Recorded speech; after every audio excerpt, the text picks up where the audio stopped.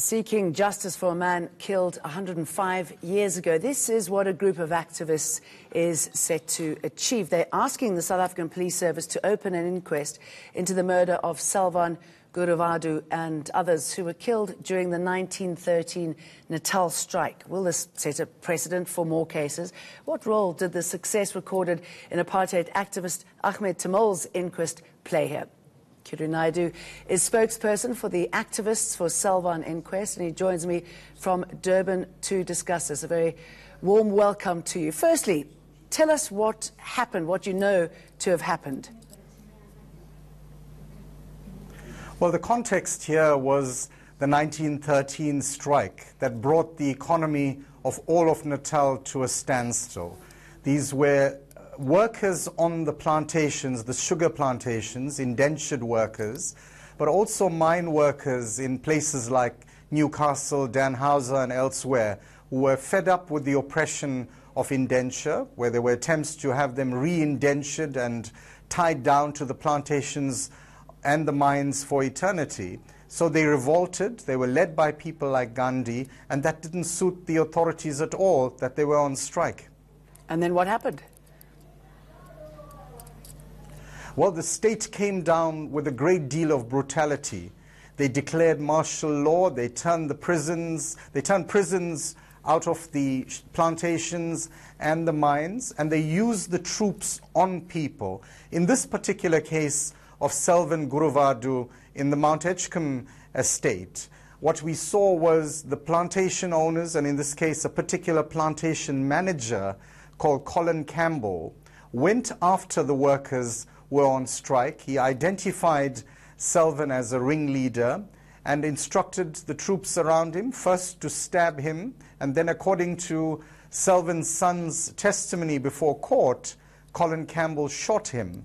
And from the papers that we've studied, we have been arguing that an injustice was done, and we are now mounting a campaign to have this case reopened so yes, that we could tell me hear what you're hoping all to facets achieve of the story. From this. What your preferred and ultimate outcome should be here. We're hoping to achieve, yes, we're hoping to achieve a simple justice, for this matter to come out again, to have a new set of legal personnel reappraise the facts in this case. Because the travesty as we see it is that this judge, in the face of all kinds of very compelling evidence, let this man walk free. And to add injury to insult, what the judge did at the time was round up all of those people that had been on strike, and many of whom had been shot and beaten up, and sentence them to hard labor. So we see that as the travesty, and we want to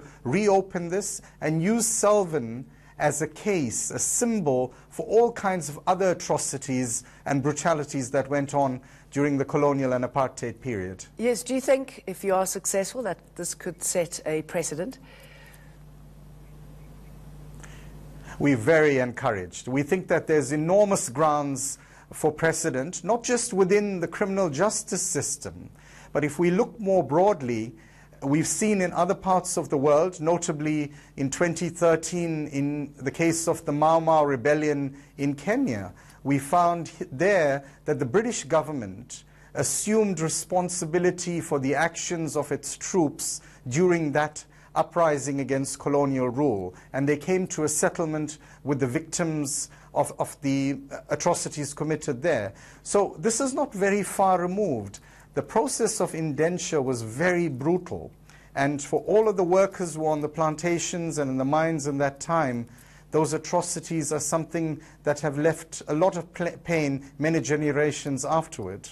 And other victims, have they come forward to you knowing what it is that you are doing? And, you know, other than seeking justice, is an apology necessary? And who would you get the apologies from? Well, we're seeking responsibility, accountability, atonement, reparation. Because if we look around today, I mean, right where we're seated at this studio right now, this was a sugar plantation not so long ago. The plantation on which Selvan was killed by Colin Campbell was the Hillhead and Blackburn estates. The successors to those estates are now the Tongaat-Hewlett Group.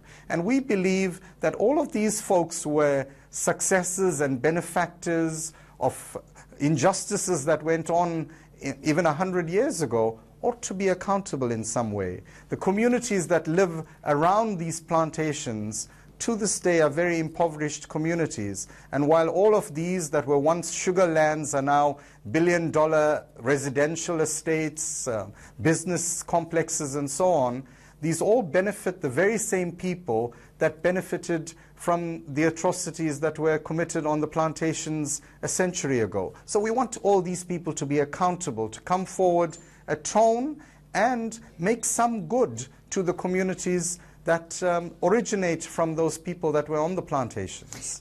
Ahmed Timol's inquest, did that give you any hope? We also found out more about his role as an anti-apartheid activist.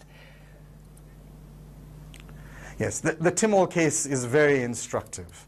And I think that what that did was that it gave a measure of comfort to the Timol family, that a story that they've been telling to whomever would want to hear it for maybe 40 years, finally got a hearing through the criminal justice system, and very importantly, somebody that was fingered as being responsible for Timol's death is before the courts.